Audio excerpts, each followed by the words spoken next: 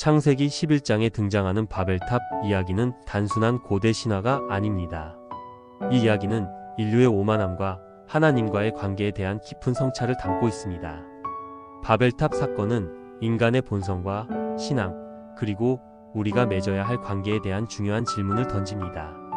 오늘은 바벨탑 사건을 통해 하나님께서 우리에게 무엇을 말씀하시고자 하는지 성경을 토대로 심도 있게 살펴보는 시간을 갖도록 하겠습니다. 이야기는 인류가 신할 평원에 정착하면서 시작됩니다. 홍수 이후 노아의 자손들은 신할 평원에 모여 살게 되었습니다. 그들은 벽돌을 구워 탑을 쌓아 하늘에 닿게 하고 자신들의 이름을 널리 알리려 했습니다. 창세기 11장 4절에는 자, 우리가 성읍과 탑을 건설하여 그 탑 꼭대기를 하늘에 닿게 하여 우리 이름을 내고 온 지면에 흩어짐을 면하자라고 기록되어 있습니다. 그들의 목표는 단순한 건축이 아니었습니다. 그들은 흩어짐을 면하자는 욕망을 가지고 있었습니다. 이는 하나님의 명령을 거스르는 행위였습니다. 하나님께서는 인류에게 땅에 널리 퍼져 번성하라고 말씀하셨지만 그들은 한 곳에 모여 자신들의 힘을 과시하고 하나님의 뜻을 거스르려는 의도를 드러냈습니다. 바벨탑은 인류의 자만심을 보여주는 상징입니다. 그들은 하나님의 권위에 도전하고 스스로 신이 되려는 욕망을 드러냈습니다.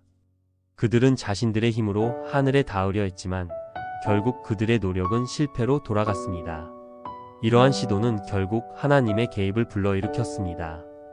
하나님께서는 그들의 언어를 혼잡하게 하시고 그들을 온 세상에 흩으셨습니다.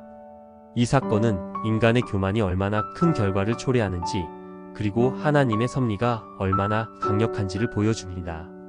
당시 인류는 언어가 하나였기에 서로 협력하여 빠른 속도로 탑을 건설할 수 있었습니다. 그러나 하나님께서는 그들의 언어를 혼잡하게 하심으로써 그들이 서로 소통하지 못하게 하셨습니다. 결국 탑 건설은 중단되었고 그들은 흩어지게 되었습니다. 이 사건은 인간의 교만과 하나님의 섭리를 극명하게 드러내는 중요한 분기점이 되었습니다. 그렇다면 바벨탑 사건을 통해 하나님께서 우리에게 전달하고자 하시는 핵심 메시지는 무엇일까요? 첫째, 인간의 교만에 대한 경고입니다. 인간은 자신의 힘과 지혜를 과신하는 경향이 있으며 때로는 하나님을 잊고 스스로 높아지려는 유혹에 빠지곤 합니다. 바벨탑 사건은 이러한 인간의 교만이 얼마나 허무한 결과를 초래하는지 분명하게 보여줍니다.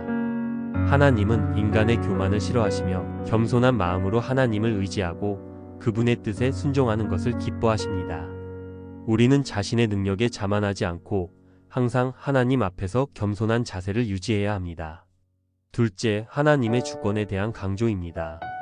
하나님은 창조주로서 세상의 모든 것을 다스리시는 절대적인 주권자이십니다. 바벨탑 사건을 통해 하나님은 인간의 계획을 좌절시키시고 당신의 뜻대로 역사를 이끌어 가시는 분임을 분명히 보여주셨습니다.